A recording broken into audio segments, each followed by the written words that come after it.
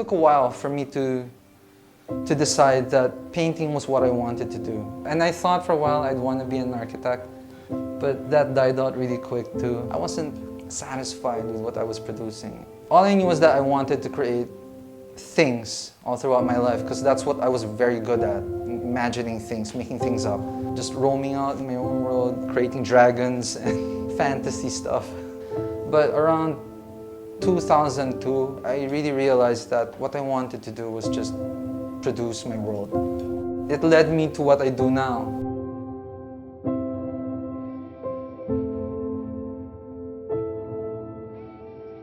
So sometimes when I wake up, I'd have coffee with my wife, Kara. Kara is my equal. As a partner in the house and as a partner in art making, she's my equal. But as far as our work is concerned, her world and my world have nothing to do with each other. They're diametrically different.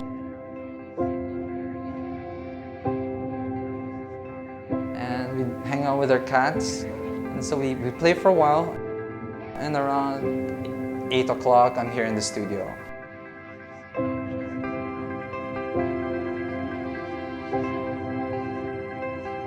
Every day is different, but sometimes I just come here to the studio and I get to work right away. But I'm not a machine.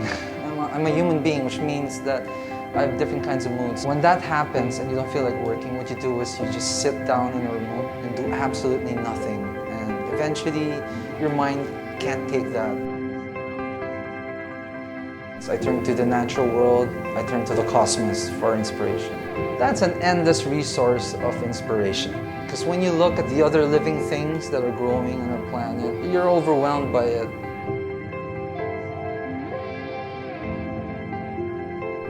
I like acrylic because you can make it look like watercolor and you can make it look like oil, depending on what kind of substance you add to it or how much water you use. When I begin a piece, I splatter water all over it, water that has a little bit of pigment in it. As the water dries, the pigment is left and it creates all these different kinds of textures. From that point on, I stare at it, basically. It's like staring at clouds and creating figures. So when figures jump out, I start stitching all these different figures together, and that's how I create the story for the piece. So when people come up to me and say, hey, can you paint me something? I automatically say, I can't do that, because before I start the piece, I have no idea what the piece would be. It just evolves naturally. It's 50% planned and 50% random. And that's what makes it fun every day.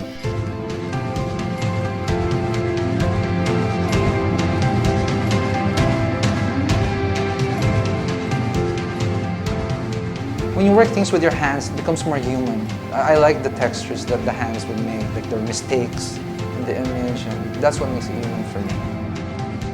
I don't think I would ever produce artwork that's just 100% digital, because for me it seems a bit cold.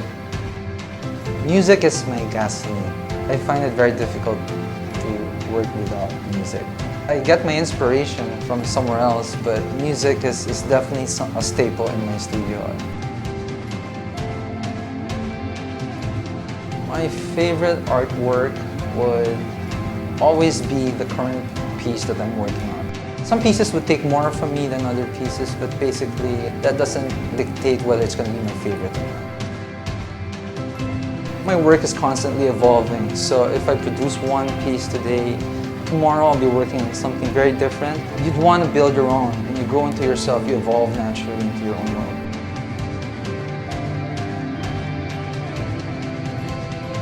I remember myself saying a lot to people when they ask me what is art for me. I would say art is life, art is how we're all supposed to live. But that's not necessarily true. Art for me is something that keeps me sane. It enables me to share pieces of myself with other people, and it brings an immense amount of happiness in my life. My well-being shoots up constantly. I think that's a good thing to have as you get older. I'm 40 now. If I'm lucky, I have 30 more years to produce these things, and I'd have to say that's not enough time for me to produce everything that I want to produce. At 5 p.m., everything shuts down. It doesn't matter what's happening in the studio. I go home.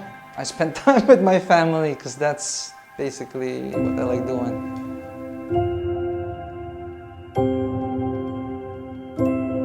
What do I like? I like eating, spending time with my family and eating again, and definitely beer. I'm very lucky to be with Kara because we were able to feed off each other's energy to be positive and to push ourselves to the limit of what we can produce. Art making makes me very happy. That's pretty much it. There's no secret to that.